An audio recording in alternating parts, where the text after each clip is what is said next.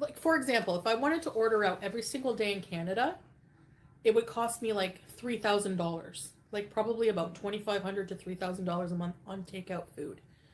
Now, here, if we ordered out every single day, it would only cost like $400. Like, the equivalent of $400. So that's like grocery budget is like more, you know? So like why am I gonna put myself through that? Sweaty effort, you know. 3,000 a month on takeout in Kuwait, just don't understand the conversion. Why are people making videos about how much I spend on food like it matters? Like literally I get paid to eat, okay? So what does it matter what we spend on food? But no, it's not the same thing at all. Like as opposed to Canada. Like if we wanted to buy a chicken meal, like a whole chicken, for example, it's 2 KD here, which is like maybe $9 or something Canadian.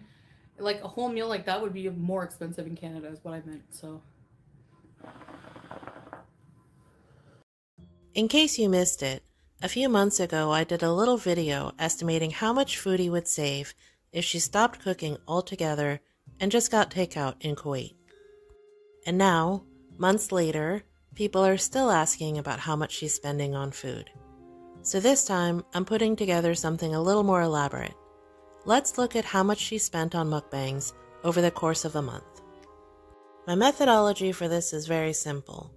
If you watch my macros videos, then you know that I watch the video, I go to Talabat, and then I simply type in what I saw her order. Talabat is her Uber Eats equivalent in Kuwait. Now, where possible, I try to find out if there was a combo deal or some sort of special that she used, and I include that as well. The time period I'm looking at is June 21st through July 21st, 2023. This was an interesting time for Foodie because she was enrolled in a diet service and got 3 meals a day delivered for about a month. I'm including the cost of those meals because it shows us a little bit more about what she was eating when she wasn't mukbanging. These meals also featured in some of her shorter mukbangs and vlogs. When I wasn't 100% sure from which restaurant she had ordered, I went to Talabat, typed in the items, and then chose either the closest or the best rated restaurant. Over the course of the month, she filmed a total of 23 mukbangs from outside restaurants and a handful of homemade mukbangs, which combined diet food plus home-cooked food. For the purposes of this study, that last line item about the monthly subscription covers the food that she ate from that diet service. She actually tested out quite a few companies during the trial period, and she ordered menu items a la carte until she found a service she was happy with.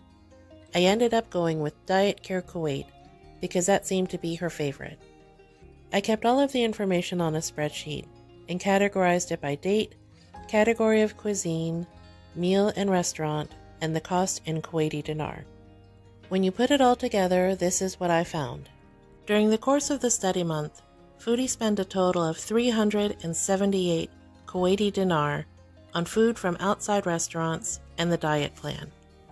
That's $1,623 Canadian or $1,233 US.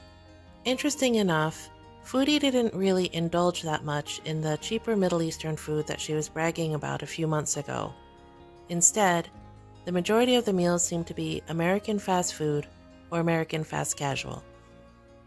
Chinese takeout came next, with Middle Eastern food coming in third place. That lonely health food meal was just a chicken salad and some sweet potato fries. Now clearly, this study month has a whole bunch of limitations. Number one, we can only count what we can see. So that's why this video is called How Much Foodie Beauty Spends in a Month on Mukbangs. This is not an estimate of how much she actually spends on food. Limitation number two is that we can't be 100% sure of every single restaurant on the list, so you have to allow for some sort of standard deviation. Limitation number three is the cost of the beverages. Now, Foodie generally said if she got the drinks from the restaurant or from home, but sometimes she didn't, so then I didn't include it in the estimate at all.